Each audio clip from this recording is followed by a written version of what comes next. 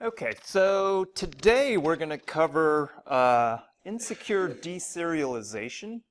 To talk about deserialization, we first have to talk about serialization, where you take, so the idea of serialization is that you have a structured programming language that implements, so it's an object-oriented programming language, for example, and it's got classes and objects and methods associated with it.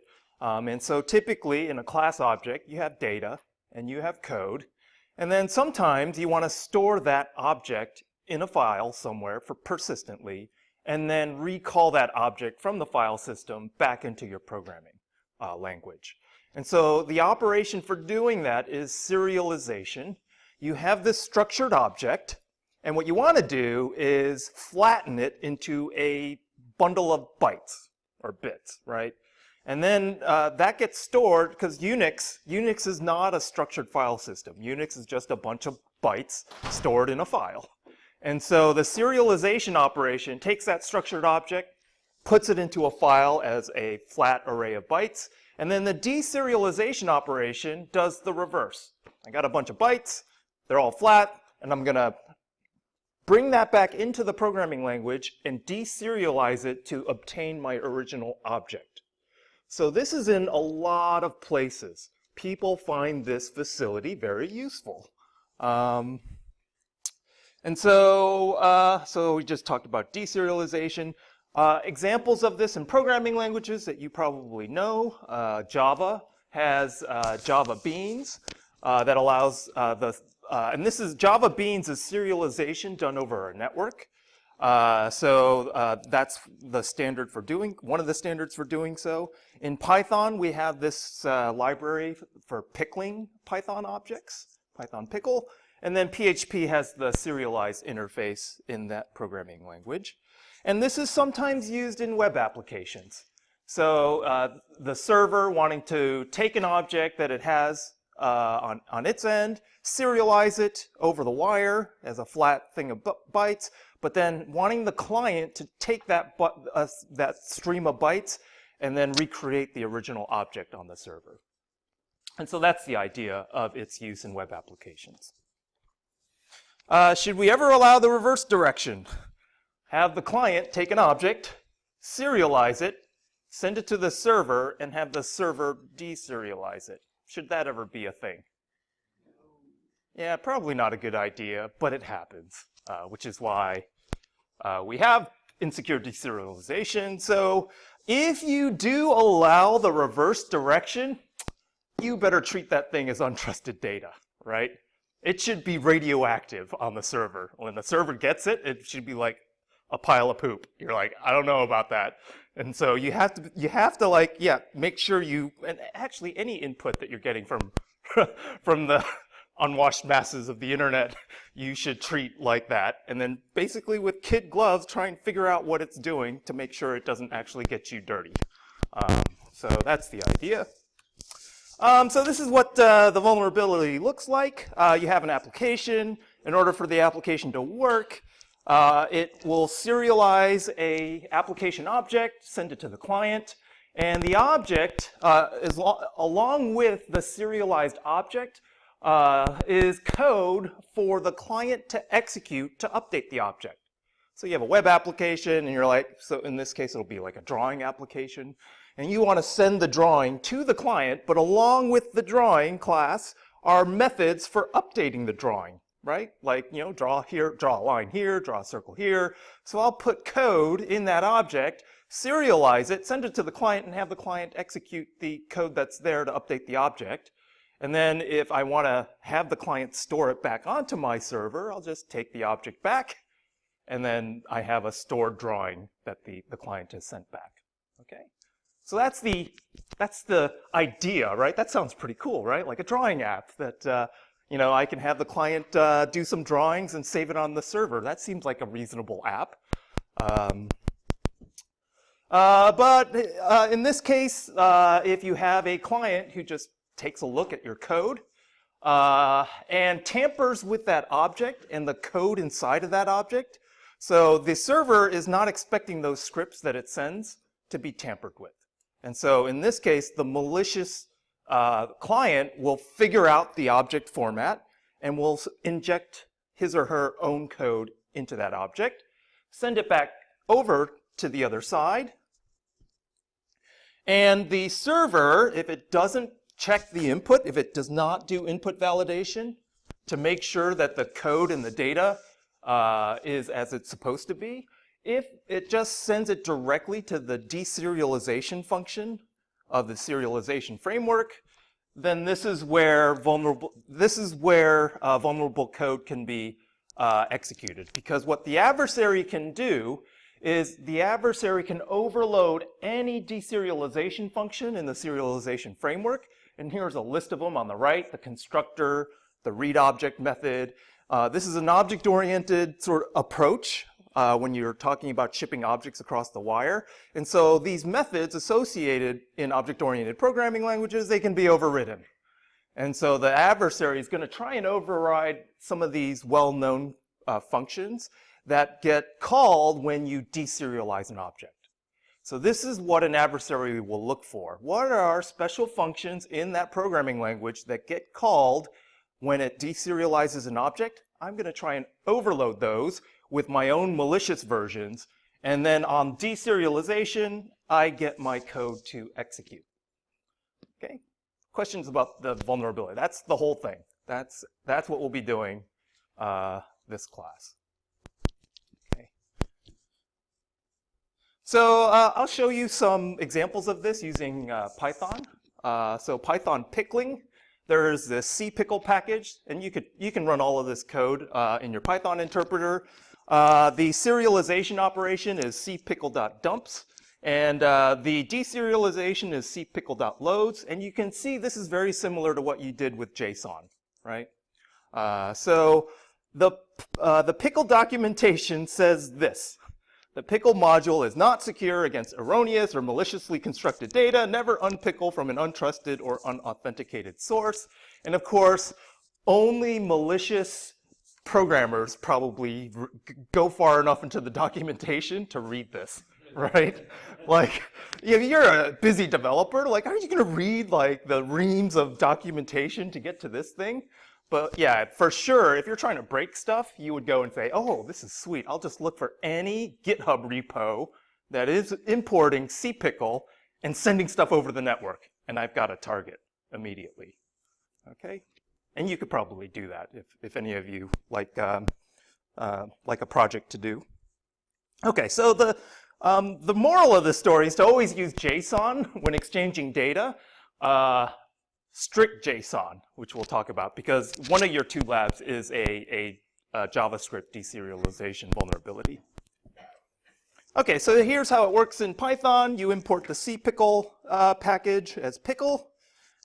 Say you have an object. This is your user object, and it's got a constructor. So in Python, the constructor is underscore init underscore, and it sets the name to the name attribute to Ned. If you then serialize this object, this class object, and then print it, you'll get something that looks like this.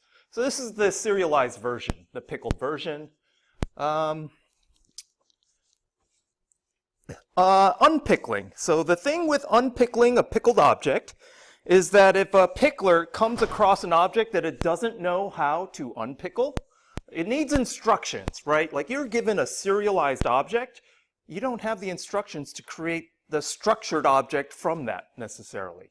So in order to do that, in the pickle library, there is a special method called __reduce __ that helps you deserialize the object that you get back. This thing takes two arguments: a callable object, and then a tuple consisting of the parameters to send that callable object. And then, of course, if you send an object that overloads the __reduce __ method, you get code execution on deserialization. That's why this should never be used to deserialize untrusted data, because someone can overload that. Or you should check objects that you are about to unpickle for this method being overloaded and say, no bueno, get that out of here. Okay, so what if the server unpickled this object? So I serialize this thing and I overload underscore underscore reduce underscore underscore, and then the unpickler is like, I don't know how to unpickle this object. Let me call underscore underscore reduce, and I've overloaded it. I've overwritten it, yeah.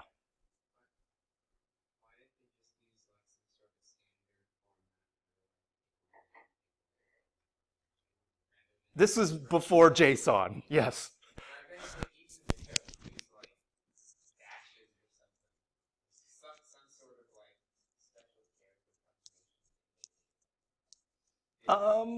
Yeah, I mean, I don't know. I mean, you can. The intent of the pickling thing wasn't. So when you develop a package, you have a threat model. The threat model wasn't in this development of the software was maybe you were just storing it into the file system back and forth. And then okay, if you have access to the file system, then maybe you are already at game over. But like people are taking this package and using it in an environment that it wasn't intended, and that's why that warning is like, yeah, don't use this when you have untrusted data. So that's the idea. Okay.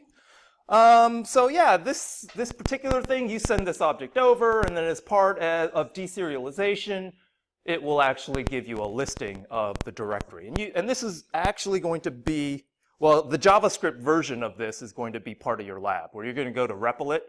So Repl.it is this a playground for you to write code, and then you can insert a serialized object that gets a directory listing on the container that's running your REPL. So this is something that's in not only Python, but it's in other frameworks. Or this one. So this one will give you a shell. If you recall, I didn't mention netcat, but netcat is a way of taking the input and output of a program and sending it to or from a socket. And so in this case, you connect the netcat, the port 1234 with the bash shell. And then when you connect up to 1234, it will give you an interactive shell on that port. So if you can convince the server to deserialize this, then you can connect up to it and get a shell, is the idea.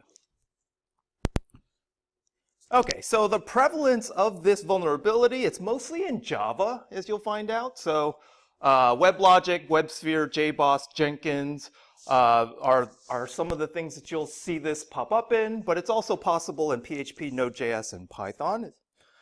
So you might think, why Java?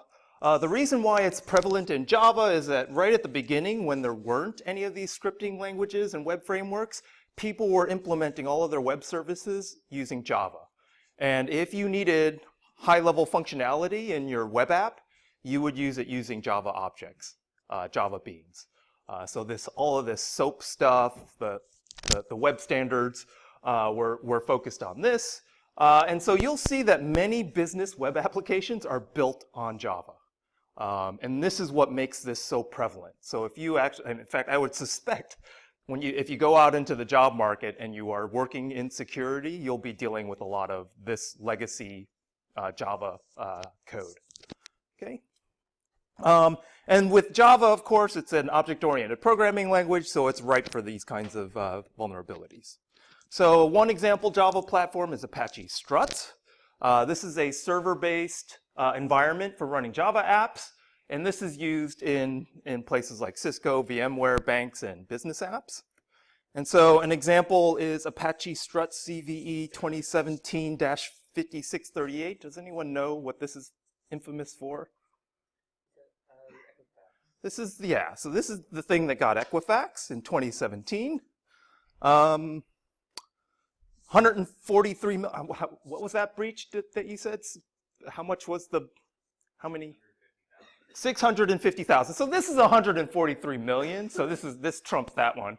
But that one is definitely a head shaker. So yeah, 143 million accounts that had social security numbers, driver license numbers, and credit card numbers. So the proof of vulnerability, it was released on March 6th. The breach happened on March 10th. So you can think about being in the enterprise and then having that window to secure your systems against this bug. And that's what people are up against. So I don't blame Equifax at all. This is like, well, it took them 3 months to figure it out, but like, how hard would it be to actually patch in that short of a time frame, knowing that these things are getting released left and right? Like if you're in an enterprise, you're getting CVEs left and right, and you're like, well, first of all, am I running any of that stuff? Second of all, is it actually exploitable? And then third of all, how severe is it if it gets exploited? So people are dealing with that, and so this is why it was left unpatched. But it did take them 3 months. And one of the reasons why it took them so long was that after they got compromised, the adversary realized they needed to stay under the radar as much as possible. So in order to actually exfiltrate all of that data, they had like 13 or 14 different web shells that would slowly trickle out the data so that the Equifax, the Equifax security team is actually good. They're like way better than me. They're way better than all of us in this room. So they're actually some of the top people, and then this is what they're dealing with. Okay. So how do they discover something like that? Is that just going through log files, or are they? I don't know in this particular case, but yeah, if someone makes a mistake, or if someone is, if the adversary has left a trace somewhere or has done something that has broken something, that's typically one of the things. Or if some antivirus company figures out, like if it's an APT, then basically they have a set of tools that are known, and then you can start looking for some of those things. But yeah. When I was in the Coast Guard, the phone company called us because our phone switch had been hacked, and an adversary was using our phone switch, selling phone cards so that people could make international phone calls. So it was the phone company had seen an unusual spike in use, and that's how ours was discovered. Yeah, if they're after your money directly, then yeah, looking at your billing account probably. But like, yeah, you got to make sure you're looking at your billing account. But that would be one thing. But this one, I don't know. I don't know how Equifax actually realized that maybe they were scanning their web properties for shells and they saw that one. And once you find a shell, you can start looking for other things. But I actually don't know the details of the thing that triggered that. There was a podcast. So Is there a federal investigation into that? there is. In fact, yeah, so they were, Equifax got raked over the coals over this, and a lot of the security folks were like, wow, that's harsh for people who are actually sort of, like a lot of them were competent. They actually interviewed one of the, this is a fascinating podcast, one of the CISOs, or people involved in the CISO's office at Equifax. They were afraid of a different APT threat. So they were guarding against a different APT threat when this thing happened. And so as part of that, their resources were focused. And this is where nation state hacking is done. You like distract them with that and then get them with this sort of thing, because you only have a certain amount of resources to defend.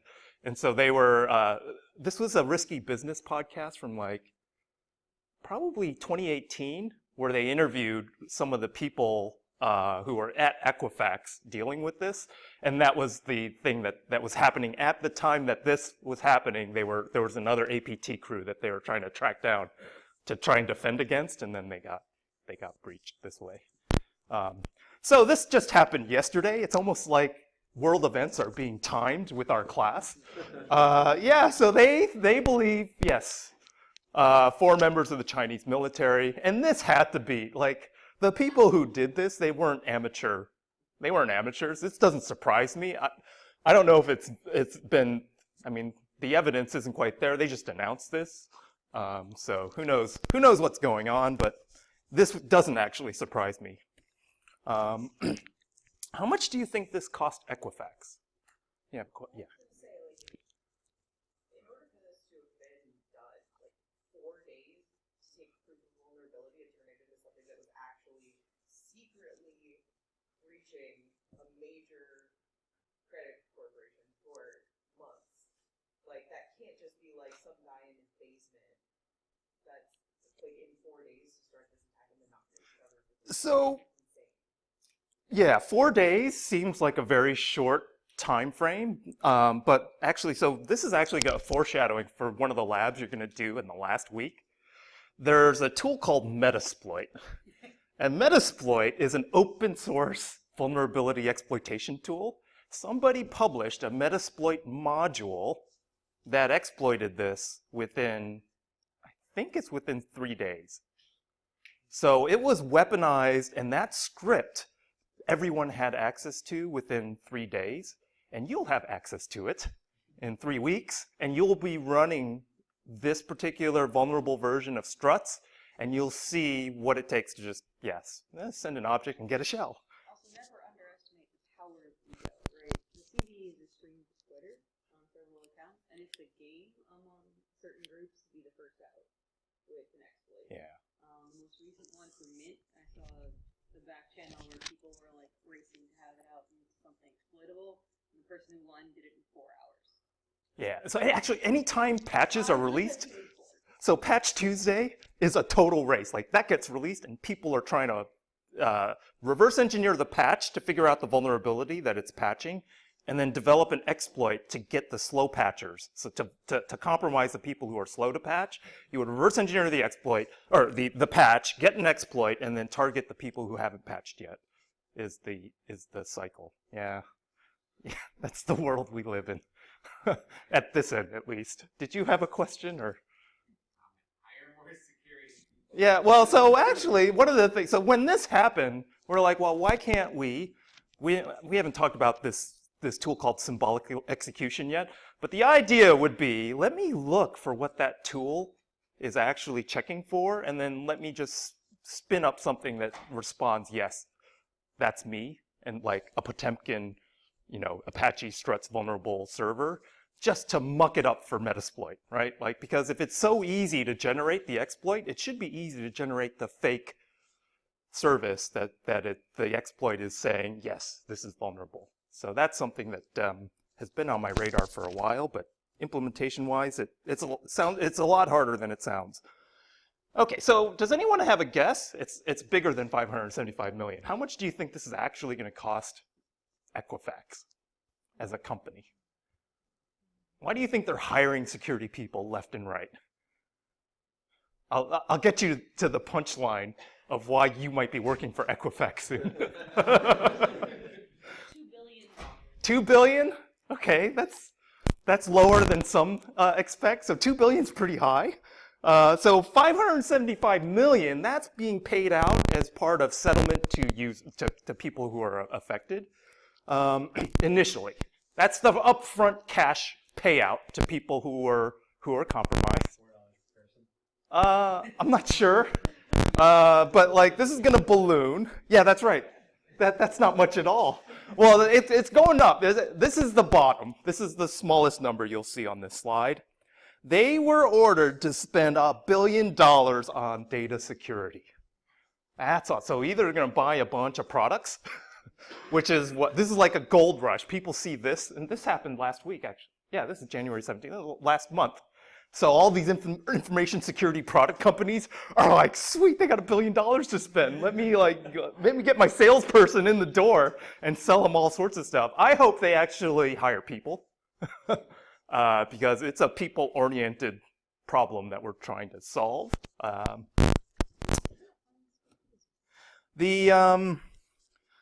This was an estimate that happened last week because they also have to pay, not only is it a cash payout up front, they have to pay for credit monitoring of all of these affected accounts over time. So now they're talking about like $9.5 billion. So people are looking at this, what happened here, and are like, uh-oh, maybe we should do something about security. And so hopefully the people care about security when you graduate so that you have some job prospects. And this is likely why it's in the top 10, but I don't know why it's number 8. You're like, oh, well, I have to take care of the first 7 before I, take care of the one that cost Equifax $9 billion. But I don't do the rankings. I just teach them. Okay, so, but this is everywhere, and these are the frameworks that I mentioned earlier. And this is from a GitHub repository. This is a GitHub of exploits that have been, vulnerabilities that have been exploited in the wild. So if you click on that, these are all the frameworks that have deserialization vulnerabilities in them. And if the server that you're communicating with hasn't patched them, then you can basically get remote code execution on them. Why are they slow to patch? So the biggest reason why they're slow to patch is that you have to get the developer of the application involved to do the patch. This is part of the development framework, right? Like when you have a compiled Java web server thing, it's compiled with certain versions of libraries, class libraries, and certain compiler versions. You can't just patch the library because then your Java application's like, I don't recognize that. I'm not going to work. And so you have to recompile your app. The problem is the person who wrote that app no longer works for you, right? They probably got a better job doing Node.js development or something else, right? So this is the big problem, right? You have all of this legacy code and the people who wrote it are nowhere to be found, and then you have to go in there and patch their code. You have to, in a way that doesn't break your entire business. Right? Because your business, you made your business on this code that's vulnerable. You can't just change it and then like risk having it be broken. So that's an issue. And so you'll see stuff like this where Oracle has this deserialization vulnerability, and then months later you'll see that people still haven't patched it because of this. So this is where this notion of DevSecOps, where the dev has security training and operations training, this is where you need all of that in order to address this kind of vulnerability. So I think you're in the right place, learning security, learning dev at the same time. Another popular framework that has deserialization vulnerabilities is .NET. So CyberArk had this password vault API, and then rather than transmitting JSON to and from the API, which is almost what everything does nowadays, it was transmitting .NET objects encoded in base 64. So if you are doing a .NET object and you are sending it to the server that the server is then deserializing, you can actually get code execution using this mechanism. Okay, so how do we prevent this? The first thing, in 2018, Oracle says, we're just going to get rid of it. That was just a totally bad idea. So 20-some years later, let's just get rid of it. The problem, you might think this solves the problem, but actually, it actually might not. Because now, developers are going to third-party implementations of Java that support the deserialization, right?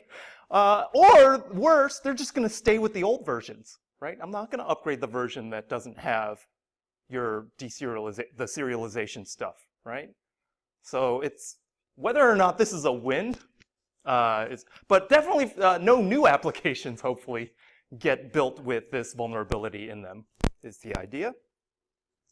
The other thing is to harden deserialization. This is a little more practical.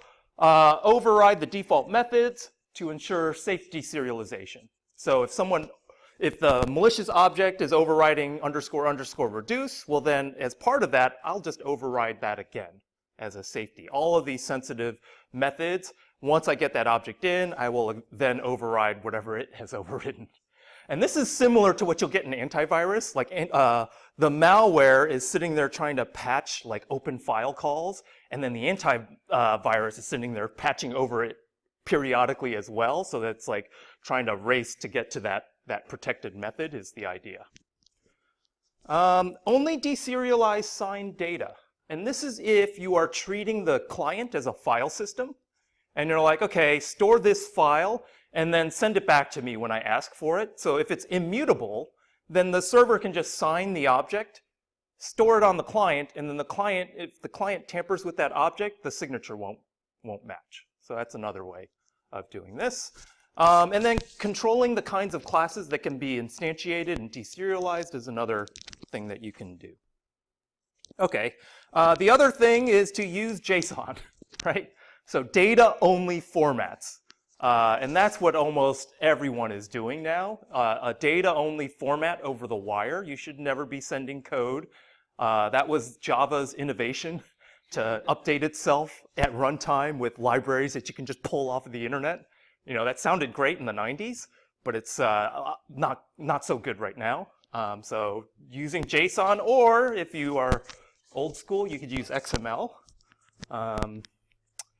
The problem with JSON is that you have to make sure you're actually sending JSON and not a serialized JavaScript object, which is two different things. So in your lab, you'll see the difference between JSON and a serialized JavaScript object. They are two different things, as it turns out. And then to always use JSON.parse instead of eval and I think I mentioned that enough in that very first the web programming lecture from long ago. Okay, so the labs that you'll be doing there are two labs, and this is quite an intricate vulnerability. So you'll see that these labs are step-by-step walkthroughs. There's not a lot of room for you doing other things other than what we want you to do. Follow the directions explicitly, or otherwise nothing will work. So yeah, if there are any labs where you don't want to skip sections of reading, it'd be these two labs. So that's the caveat. So yeah, you're going to do one PHP deserialization lab and one JavaScript deserialization lab. And these labs are due next Monday as part of lab notebook number 3 that's due. Okay, so the first one is Natus level 26. And the goal of these levels is to dump the contents of the password file for the next level. So Natus 26, if you go to this link, you might not be able to click on this, but if you copy and paste it into the browser, you'll get to this level. The reason is Google Chrome shut off the basic auth URLs. So you have to like copy and paste it directly. But you'll end up with something like this. And what happens is, in fact, why don't I just demo it? This thing draws lines in a drawing. So if I do this,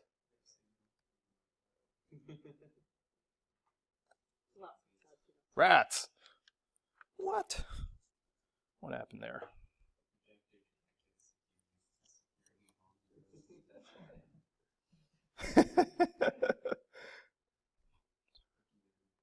Dang it, I wanted to drop malware on you though. Why don't you let me? No. Wait. I should have brought this up ahead of time.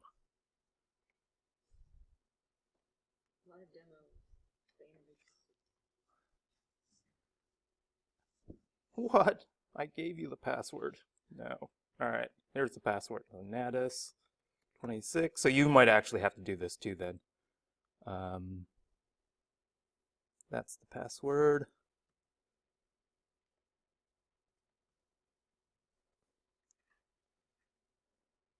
Okay, so you draw a line. So the origin is in the upper left, and then on the bottom right, it's like 800 or something like that. So I'll start at the origin, and then maybe I'll go to 500, 500, and I'll draw it. And this thing will submit something to the server. The server will render the point and then send me back the drawing.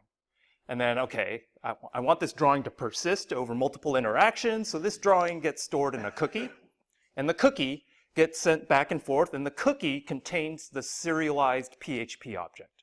Okay, so if I draw another line, say I have 200, 200 to 0, 200,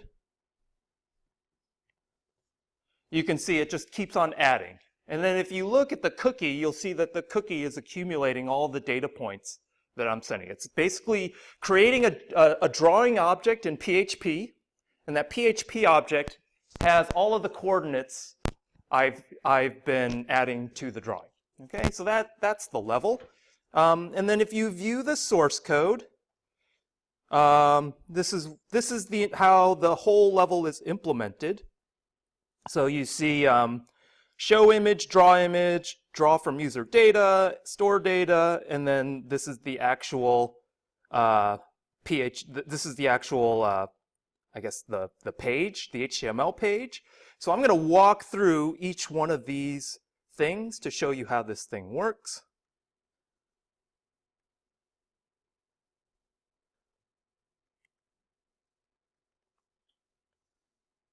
Okay, so the drawing object is sent in a cookie that uses base64 in between the client and the server.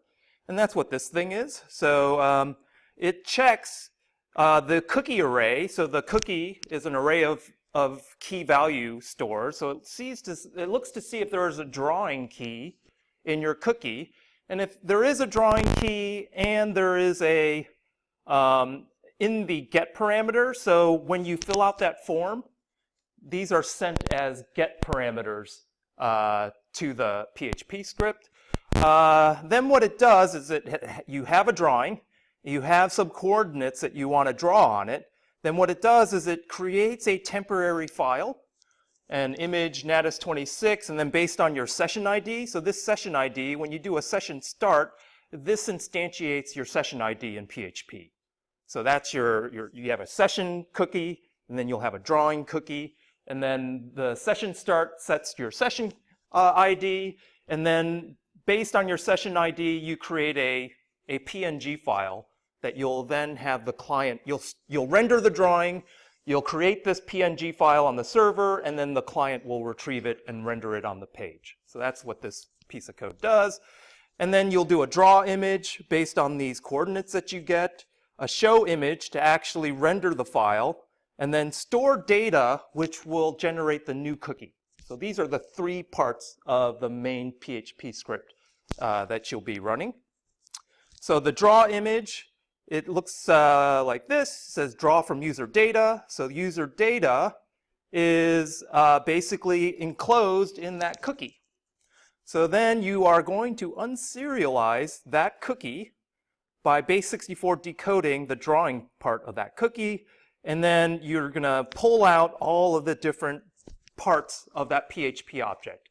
So this is, after this is where they're pulling out the keys, and then they're adding the different things to the drawing. Okay.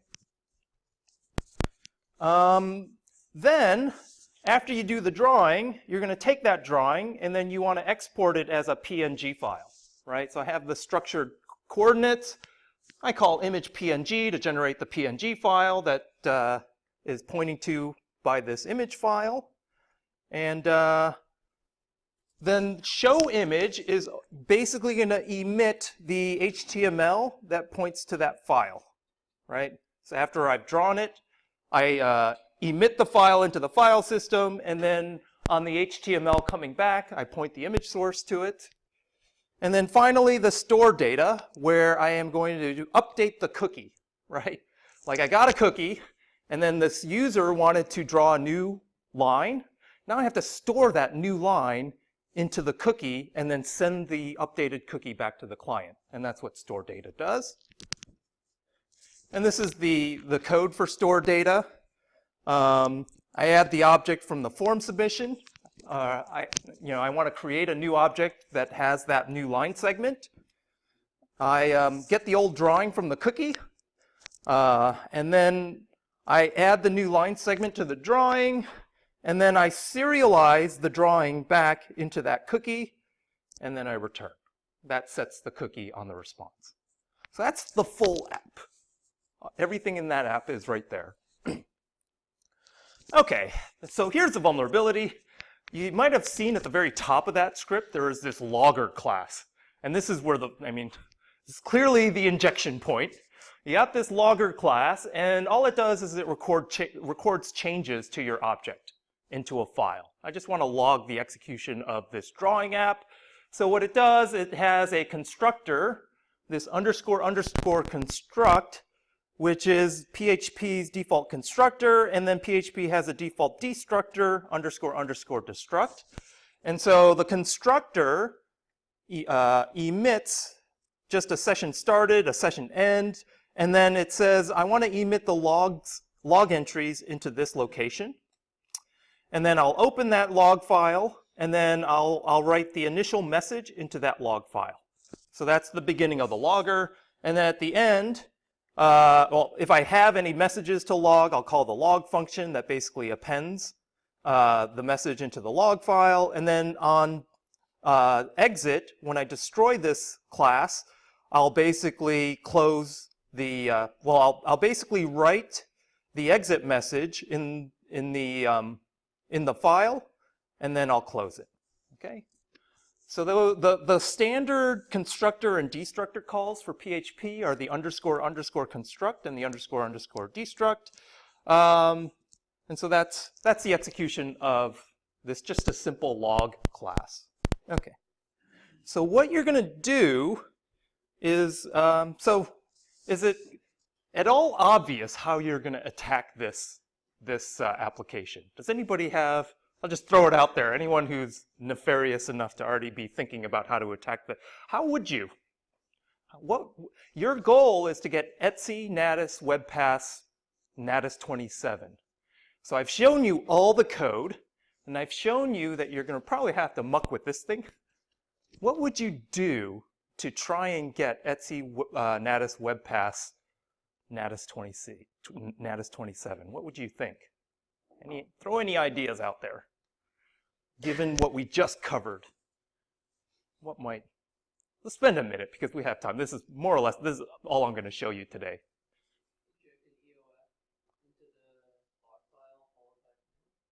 An EOF followed by a command. So you're getting at the log file. How would you get the log file back? Yeah, how would you access that log file? Yeah.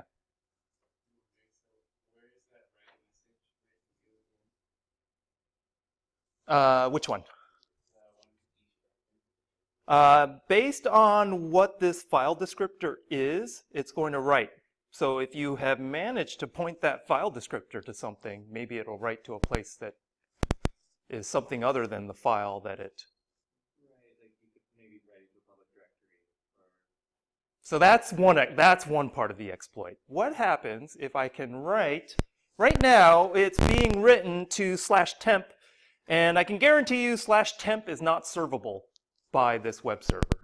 So that is the first part. It's like I need to be able to exfiltrate the password into a file that I can subsequently access. So in this case, /temp is not accessible.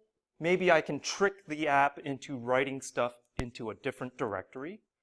How would I do that, though? Overwrite the constructor, right? I have full control over this constructor because I am sending the logger class itself.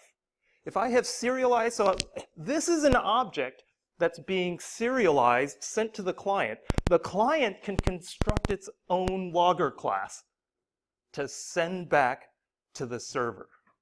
All right, so if I overwrite the constructor, then yes, I can overwrite where that log file points to, right?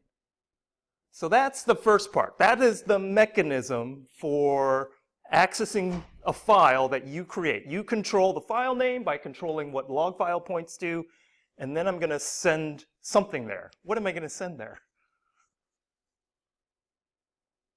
The goal is Etsy, Natis, WebPass, Natis 27. I need the contents of that file.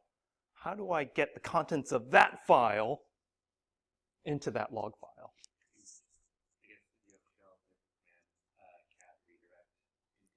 If you have a shell type of command, then you can get the thing to execute and then dump the contents into that file.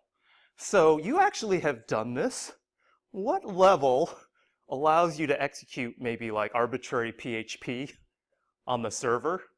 Do you remember that level? Anyone remember that level? It was a command injection, and which Web for Pentester level is that? Do you remember that file upload one? Yeah, you're I think that was you uploaded a PHP script, and then you subsequently accessed it to pull it out, right? Could you do something like that with this? What do you think? How would you trick a PHP script to be written into a file that you control or that you can have subsequently access? You see anything over there? You see anywhere where you can control what gets sent into a file? Substitute what?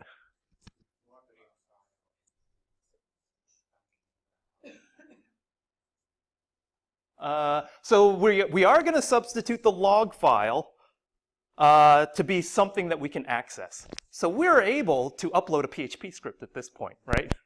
How do we get a PHP? We know the PHP we want to execute, right? That was from the file upload. How do we get that PHP into this app? Yes? Can we overwrite the exit message? Yes, you can overwrite the exit message. And then on exit, you can what would you overwrite it with? What would you stick there? The thing from the file upload. So if I turned this exit message into PHP cat Etsy natus webpass natus 27, and then I pointed the log file to someplace on the server that I could subsequently access, I can get that file. So that is, and I wanted you to constructively come up with that because then it'll make the code lab much easier to wrap your head around. So that's what we're going to do. The malicious client receives the serialized object representing a drawing, and then is going to inject the malicious logger class. And the logger object in the constructor, it's going to overwrite the constructor, set the exit message, as Robin had pointed out, to this pass-through of cat Etsy natus webpass natus 27. You could do other PHP commands, but pass-through is reasonable enough. And then I'm going to point the log file to the image directory. So as you're going back and forth between the server and the client, you can do a view source on the image, and you can realize that image is getting served in the img directory.